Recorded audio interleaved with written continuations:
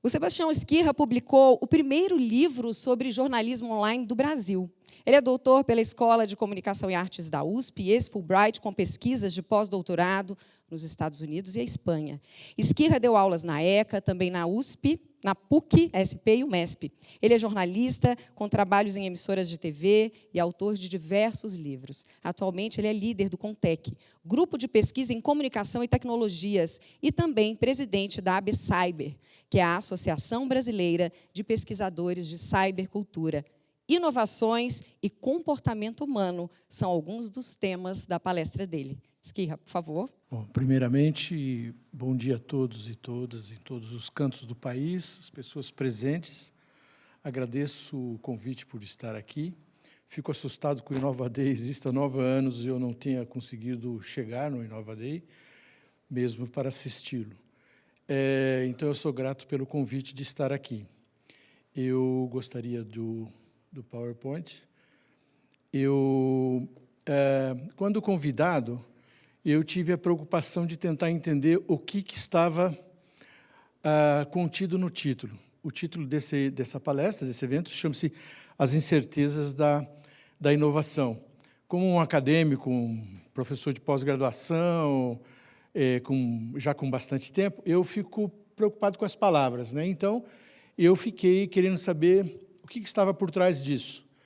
E diria a vocês, a minha primeira reação foi: eu discordo frontalmente, eu não acho que as inovações tragam incertezas, além daquelas que nós já estamos acostumados a conviver com elas. Sendo a maior, será que eu estarei vivo amanhã? Não é? Então, como um acadêmico, uma pessoa que fica refletindo, eu falei assim, bom, incertezas nós temos em tudo. Será que nós vamos conseguir pagar as contas? Será que nós vamos conseguir chegar em casa?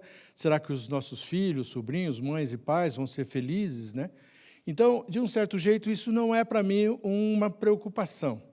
Eu trabalho inovação no contexto das evoluções. Então, o primeiro slide é o título que eu desenhei para a palestra. E, então, eu trabalho com o conceito de que toda inovação ela é, de fato, evolução humana. Não é um desvio na trajetória do ser humano. Se vocês pegarem o livro do Harari, aquele livro que são 2 livros famosíssimos no mundo inteiro, best-seller no New York Times, nos Estados Unidos, o Homo Sapiens o Sapiens e o Homo Deus, vocês vão ver que na trajetória da evolução humana, ele sempre procurou melhores condições, melhores alternativas para ele lidar com as vicissitudes da vida, as dificuldades da vida. Essas, sim, são causadoras das incertezas. E como é que ele faz para isso? Ele tem que evoluir. Então, se ele tem que evoluir, ele procura na evolução que essas evoluções, que essas tecnologias que surgem, tragam maior segurança para ele. E aí eu vou buscar uma história assim, será que essa é uma questão do mundo moderno, do século XXI? Não, está na origem do fogo. Então, vocês sabem dessa questão, existe um filme muito bom chamado A Guerra do Fogo, e ele mostra muito bem como é que nós vivíamos. O fogo representa o primeiro momento racional, equilibrado. Muitos acreditam que é a lança, é a alavanca, mas ela vem muito depois. O fogo é a condição que tira o homem da escuridão. Então, este passo que ele dá é uma manifestação de inovação. Ele racionalmente desenvolve uma logística, uma conclusão lógica para garantir para ele luz na caverna, poder mágico do fogo para enfrentar o leão, que vinha com as presas desse tamanho, e também para afastar os seus adversários, né? Então, nós temos uma questão que é muito recorrente. Eu vou fazer um hiato muito rápido, vou trazer para a questão de que onde é que está a insegurança da inovação, se nós, na nossa trajetória de evolução, o Harari e outros, Filosofia da Tecnologia, por exemplo, existe um livro, Filosofia da Tecnologia, que mostra como é que a gente vem evoluindo, trazendo mais segurança, o contrário, mais segurança do que insegurança. Então, eu lembro rapidamente, enquanto vinha para cá, eu lembrei da penicilina, mas vamos lá. Eletricidade, quantos de nós vivemos sem eletricidade? Ela nos dá segurança. O telescópio, os óculos, O óculos é uma inovação, é uma tecnologia, que a longa resolve um problema biológico que nós temos. O microscópio que vê o invisível, as vacinas, o telefone, o fax, o rádio, a TV, satélites, computador, celular e até, lembrei, o próprio espelho. Vamos fazer um voo psicodélico. O espelho é uma inovação. Se você imaginar que não existia espelho no Homem da Caverna, ou mesmo na época das descobertas, o próprio espelho é uma evolução que permite o homem conhecer a si próprio, né? Pelo menos ter uma ideia de como ele está aparentando. Então, a semântica do conceito de inovação está embutido aí o conceito de novo. Então, tudo que é novo representa insegurança. Quando os aparelhos chegam, a gente fica meio ressabiado com eles. Mas também quando a gente arruma um caso novo, um namorado, ou uma namorada, ou a gente vai casar, a gente também passa por esse mesmo processo, porque é uma situação nova. Então, para mim, a insegurança, objetivamente dizendo, ela é inerente à inovação. O novo é o que foge do comum. Você imagine que não teria inovação se todos nós continuássemos andando de carroça, que todos nós continuássemos no fogão a lenha. Então, não traria nenhum perigo. O gás traz perigo? Traz, mas o fogão a lenha, como é que é? Então, nós viveríamos na sociedade anterior. Então, o novo, ele foge do comum, ele altera o comum, ele altera o status quo cotidiano da gente, porque ele é um passo além. Ele, portanto, assusta, desafia, ele requer que eu me modifique para poder usufruir da inovação. Ele requer mudanças, assimilação, é surpresa, é um fato novo, é surpresa. Então, a chegada do trem a vapor, a chegada do vapor, a chegada da eletricidade, eram coisas que causavam espanto nas pessoas, surpresa. Portanto, como novidade, no fundo, ela cativa e seduz. Muitos de vocês que estão me ouvindo, estão aqui presentes, lembram dos primeiros celulares que vocês tiveram. Puxa vida, o que é isso? Hoje ele faz parte simbiótica do seu corpo. É uma prótese. Então, elas são inevitáveis.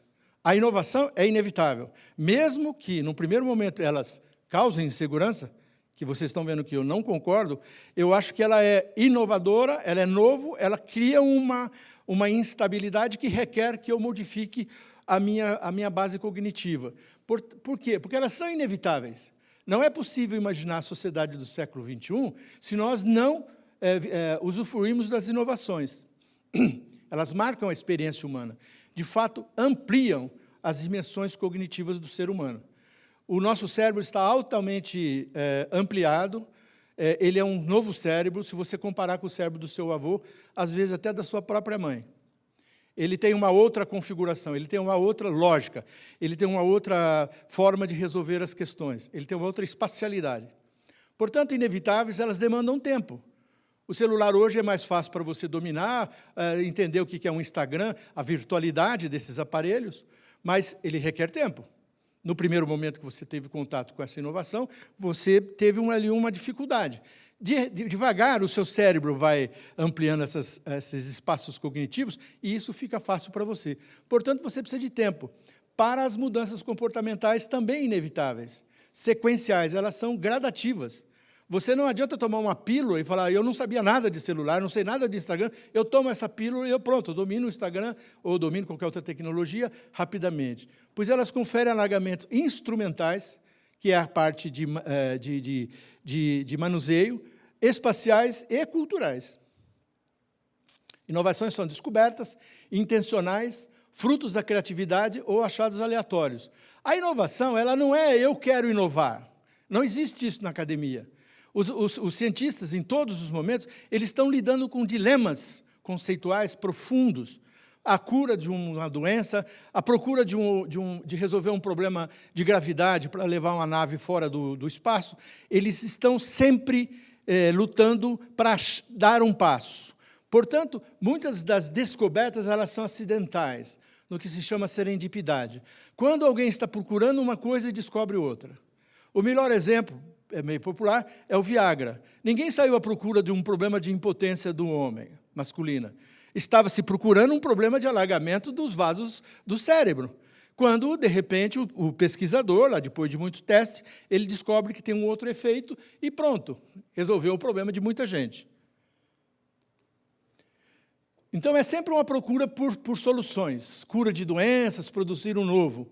O alvo é a melhoria da vida, racionalização dos processos, inclusão social. As tecnologias, a inovação, ela é, inevitavelmente, uma ferramenta. Estou aqui no local que o Estado está presente, conversava com os meus amigos aqui, a fala também inicial, as escolas de governo, elas têm que mergulhar nessas inovações, elas têm que trazer a inovação para dentro das suas políticas, não só em momentos eleitoreiros, que o candidato A ou B promete fazer hiper coisas, mas no cotidiano, porque essas inovações fazem parte do nosso cotidiano, mas não fazem parte, às vezes, das dimensões que a gente está. Fazer pagamentos hoje em banco já requer que a gente trabalhe com QR Code. Quer dizer, então como é que era? Quando chegou o negócio lá de colocar o dedo, era uma inovação, já foi superada. A velocidade disso é muito grande. Então, portanto, quanto mais o governo, quanto mais as pessoas, quanto mais as escolas investirem em debates e em explicação sobre os caminhos, malefícios também, mas, sobretudo, os benefícios das inovações, é melhor para todos nós, melhor para a sociedade, porque ela inclui socialmente. Então, solução de problema, mas, sobretudo, aqui que é um dos problemas. As inovações sempre conferem poder a quem as domina, e sobretudo, baseado no conceito de que eu quero poder para ter dinheiro, para usar isso aí. Eu vi que os softwares todos aqui da casa são Windows. Estava aqui uma tela Windows. Vocês sabem quanto que o governo brasileiro paga hoje, por ano, para a Microsoft? Gigantescas quantidades de dinheiro para usar os softwares, é o copyright. Sim, mas nós temos software alternativo, nós temos software livres. Em determinado momento, o governo brasileiro, no passado, optou por não dar dinheiro para o grande milionário, mas aí a gente teve que fazer um ajuste, um chega de conta, e o poder exerce domínio sobre os caminhos das inovações. Assim, a inovação cria recursos para a governança, para o controle, para o planejamento e para o aumento da eficiência. Portanto, não é só o comportamento pessoal meu, com os meus devices, com os meus recursos particulares, privados.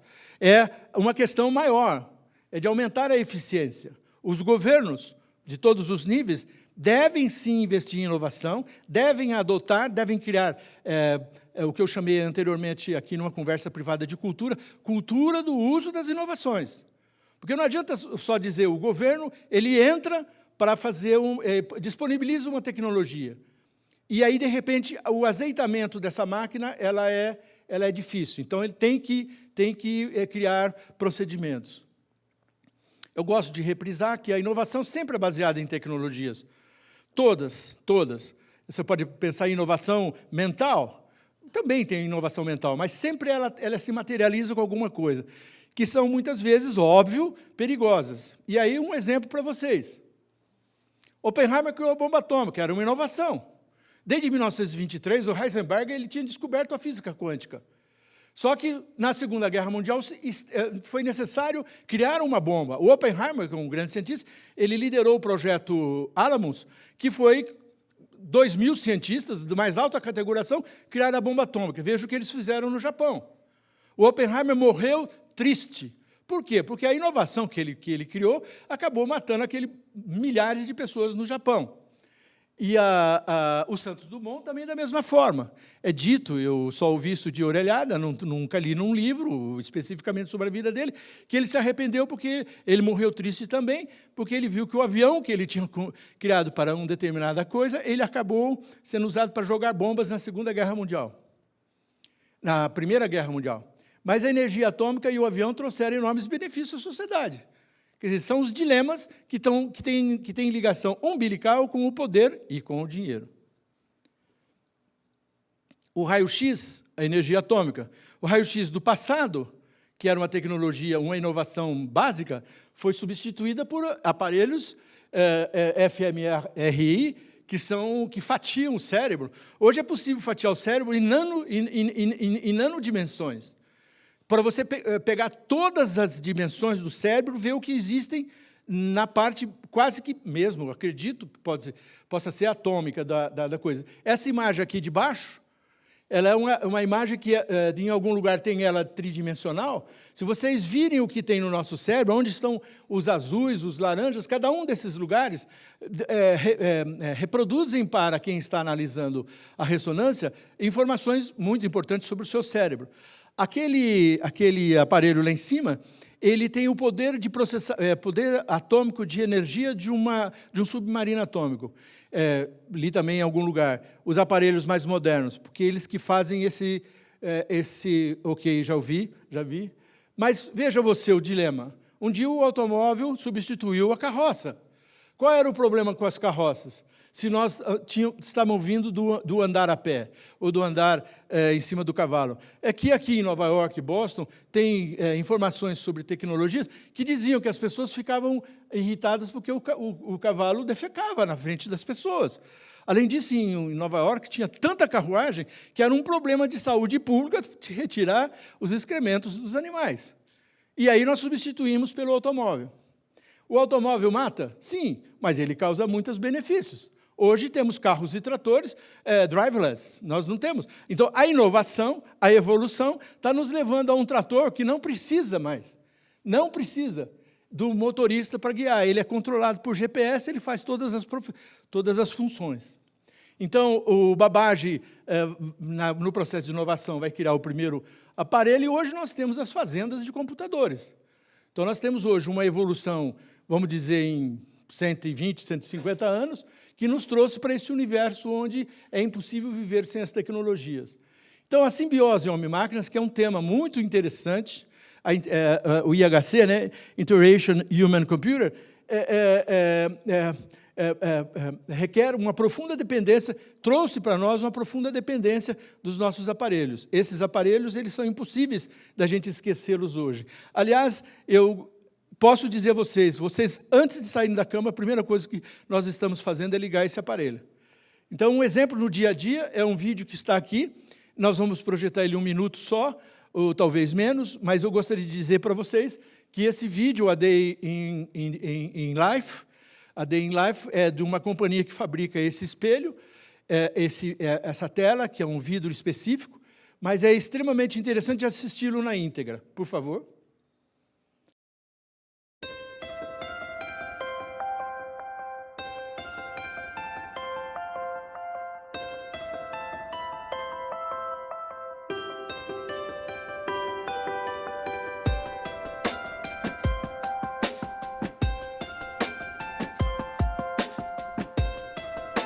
Veja você que é um dia a dia na vida da pessoa. Em algum momento, essa casa já existe, chamada casa inteligente.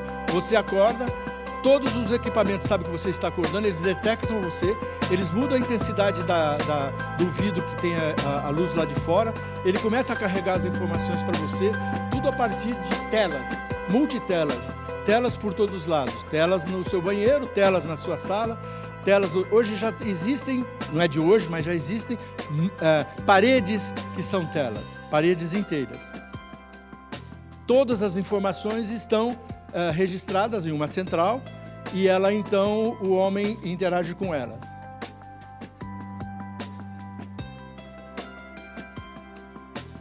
Fogão.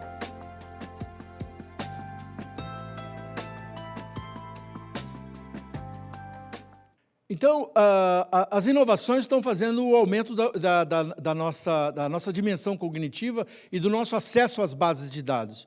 Antigamente, nós, para termos acesso, eu fiz a minha iniciação, o meu mestrado e o meu doutorado na USP, ainda acessando as fichinhas e os cardex lá. Eu fui fazer um pós-doc nos Estados Unidos, chego lá, já estava tudo no computador. Eu podia acessar de casa, em 95, 96, ou eu podia acessar, ainda não existia o acesso aqui, eu estava na tecnologia anterior. Mas hoje nós temos os grandes bancos de dados que têm todo tipo de informação possível. Hoje o Google é um instrumento aí extremamente utilizado por todos e os bancos de dados específicos são também muito usados. Portanto, tudo está na ponta do meu dedo, eu tenho um poder jamais imaginado por causa das inovações, acessível a qualquer hora, de qualquer lugar, em multiaparelhos, em multitelas. Portanto, é um mundo absolutamente que favorece a possibilidade de eu ter acesso à informação. Então, a informação hoje está formatada em vários tipos. Começamos com os códigos de barras, tecnologias como Wi-Fi, o Blu-ray, o Near Field Communication, o QR Code, que é Quick Response Code, etc. E o sentimento de pertencimento social. Isso aqui me dá um sentimento de pertencimento social. Então, as inovações, elas estão trazendo uma nova dimensão para nós. Resta a questão para o governo garantir banda larga. Garantir banda larga para as faculdades, para as escolas públicas, para os museus, etc. Por quê? Porque o Brasil tem uma grande deficiência de banda hoje. Mesmo que eu assine o 4G que está nesse aparelho, eu não tenho conexão garantida na cidade de São Paulo. Em São Bernardo, eu tinha que sair até uma janela, como se quase que fizesse assim, para a torre, para poder fazer uma simples ligação telefônica. Então, sem um plano nacional de banda larga, que era uma proposta que existia, as nossas escolas continuarão isoladas. Portanto, nós vivemos num termo que virou famoso, chamado disrupção tecnológica. Ficou um pouco apertado, mas acho que vocês todos sabem. A maior empresa de táxi do mundo não tem táxi, não tem carros. E assim sucessivamente. A Amazon vende de tudo e nada produz. Então, é uma nova realidade, uma sociedade da informação. A Apple se tornou, recentemente, a primeira empresa no mundo, na história da humanidade, a valer mais que $1 trilhão. E a Amazon estava beirando ela. Então, todas essas realidades, elas alteram a nossa vida, o nosso comportamento. Nós somos diferentes do que nós éramos 1 ano, 5 anos, 10 anos atrás. Por que isso? Porque nós estamos alterando nossos comportamentos. É a base da minha vida. Alguns que são mais velhos lembram o fator quando chegou o cartão de crédito. Para nós era inovação. Como que eu vou pagar as contas com um negócio que não fosse moeda? Hoje, no Japão, na China, 80% dos pagamentos são via QR Code. Eu tenho a fonte, são dados confiáveis, e então substituiu o cartão de crédito. O dinheiro, então, desapareceu, parece que é 1%, só que as pessoas que... E esse sou eu. Open Response, ORCID. ORCID. Por ser acadêmico, eu tenho um código de barras, um QR Code meu. Se clicar ali em cima, vai aparecer o meu currículo Lattes. Então, nós vivemos sociedade da informação, e um dia somos expostos a um volume gigantesco de informações. Tudo é informação, tudo é informação. Na sociedade da inovação, tudo é informação. Nós trazemos uma questão delicada, que vocês devem estar a par, da questão da privacidade. Tem um vídeo chamado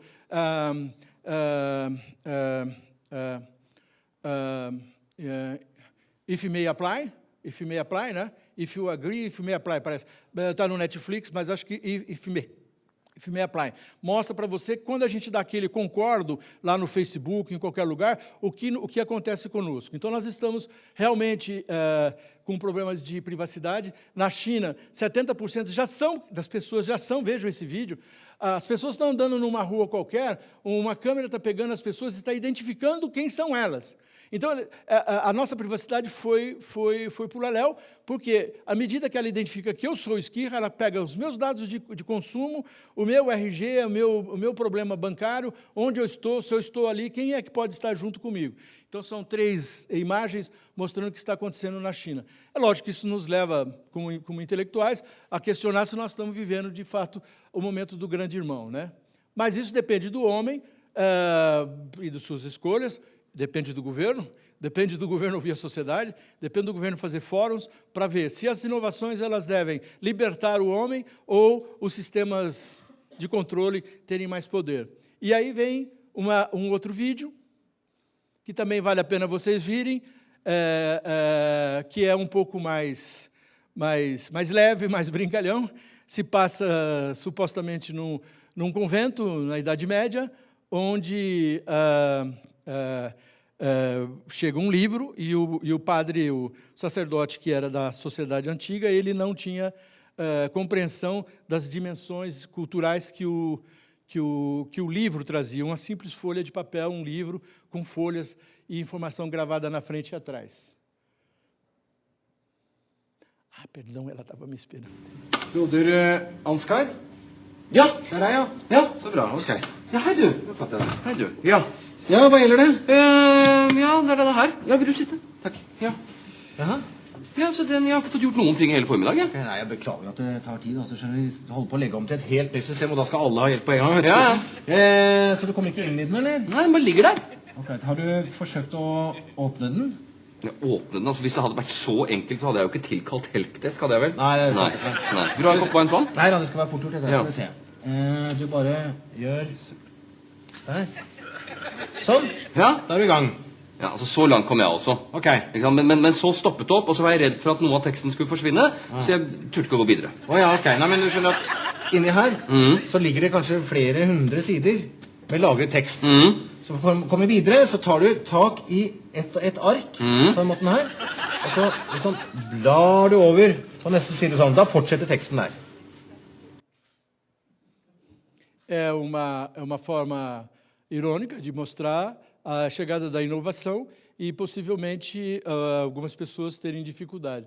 Então, as inovações realmente trazem um cenário absolutamente desafiador que os governos e nós, funcionários ou intelectuais, ou professores, ou cidadãos simples, nós precisamos ter a dimensão da inteligência artificial, as formas que já estão materializadas de holografia, a robotização dos processos, cada vez mais existem livros já mostrando o que vai acontecer com nossos empregos, os empregos de todo mundo, já em futuro próximo. Os jornalistas estão sendo substituídos já existe um software na AP, nos Estados Unidos, que gera a notícia e o robô apresenta a própria notícia. Então, nós estamos passando por um processo gigantesco de inovação tecnológica e termos como computação afetiva, realidade virtual ampliada, mixada, etc., internet das mentes, que é um assunto que eu estou trabalhando ultimamente, que é a capacidade de nós nos comunicarmos sem a utilização das mídias, mente com mente. Isso já existe bibliografia sobre isso. Eu estou trabalhando com bibliografia recentíssima e isso, em algum momento, vai chegar ao Brasil. A gente precisaria pensar como que poderia ser a história do homem a partir dessas inovações, com as incertezas aderentes, inevitáveis, incontornáveis. Então, muito obrigado. Tentei obedecer o tempo. Obrigado pela atenção de vocês.